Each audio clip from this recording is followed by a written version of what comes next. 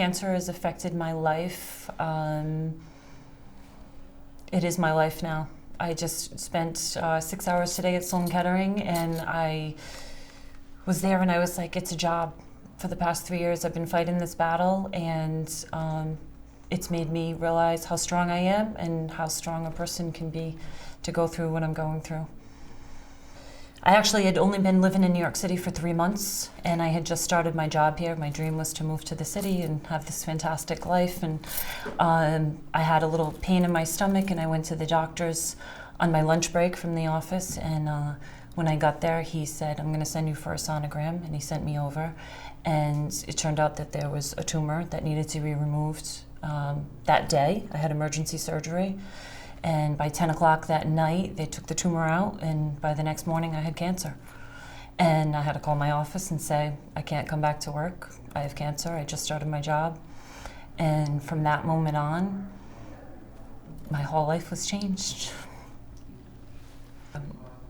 My mom had died when I was 9 years old of cancer. She was 28. So the word cancer was always a horrible thing in my life. And when I heard the words myself, I didn't even cry. I don't understand. I didn't cry. Something in my life, something was there that made me so strong. And now, in retrospect, I'm gonna guess that was my mom there for me, because I can't believe how strong I was. And that's what everyone says at the hospital. That's what everyone says everywhere I go. I just had this strength, and it's made me realize how strong human beings are that go through this. And it's made me realize how strong I can be in every aspect of my life.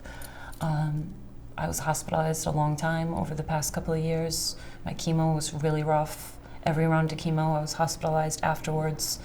But I think the most important thing, and this is what I like to tell other people that are going through this, the most important thing for me was to never say, why me?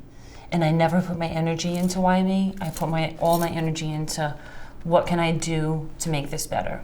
I will do anything, I will try anything, I just want to make this go away. And my whole thing during it was being positive. I made everything positive. I made everything as happy as it could be. And that was what got me through. That's what had all my friends and family by my side and got me through it all.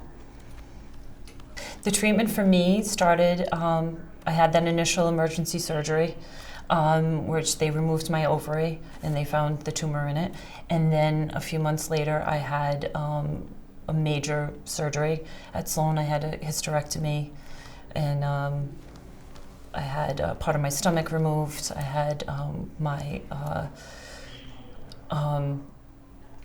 I had many organs removed, let's just say, and because of that, I also got an illness in the hospital.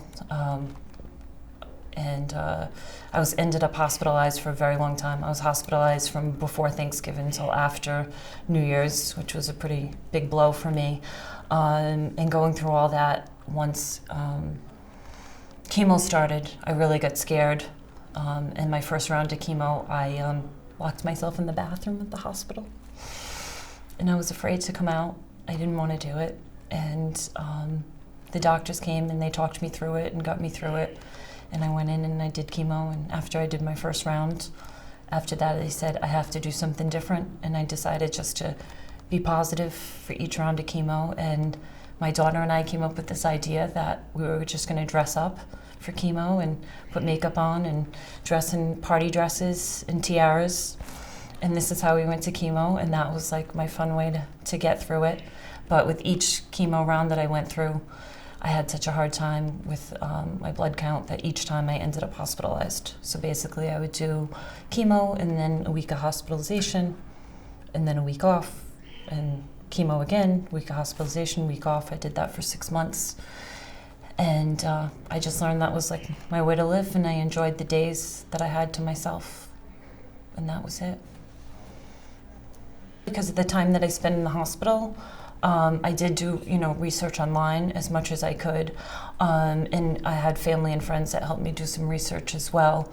And I just decided that I was going to be in charge of everything, and I decided that I was going to be the one interviewing doctors and making the decisions, and every time they came in to do anything to me, I asked a million questions of what was going to happen, what was the medication they were putting in my IV, and I decided to be in charge that way. The drawback that I had was not having anyone my age to talk to about what I was going through. I had the doctors, which were great, but they were just, their goal was to save my life. And I couldn't really talk about my fears so much with my family because I didn't want to freak them out. But that was the one thing that I kind of wish I had, was that outlet of other people to discuss what I was going through with. I kind of wish I wrote more about it. The few things that I do find that I wrote are like gems to me now, because I look back, and I started to journal at the end of my treatment, and I kind of look back to each date, and I'm like, okay, 2 years ago today, this was what I was thinking. So I really wish I journaled more. But other than that, I'm kind of proud of what I did. I'm kind of proud of the way I went forward, and I feel amazingly lucky of the friends and family I had there. I never went to an appointment alone. I've never slept in the hospital one night alone. So that was quite amazing to have that, for sure. It's amazing how strong a human being can be. And I keep saying these things when I meet somebody that's diagnosed with cancer, and I'm just like, these people are so strong. And then I'm like, wait, I'm one of those people.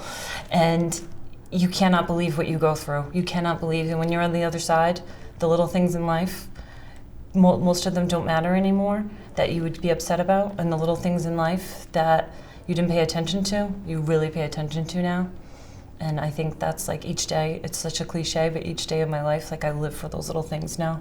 And I just live to be positive and happy. And I think going into this with a positive mindset and no stress, you gotta really try to work on your stress, helps a lot. You're stronger than you could ever know. And you can fight this, and the biggest thing is you're not alone. It's the most important thing. You're not alone.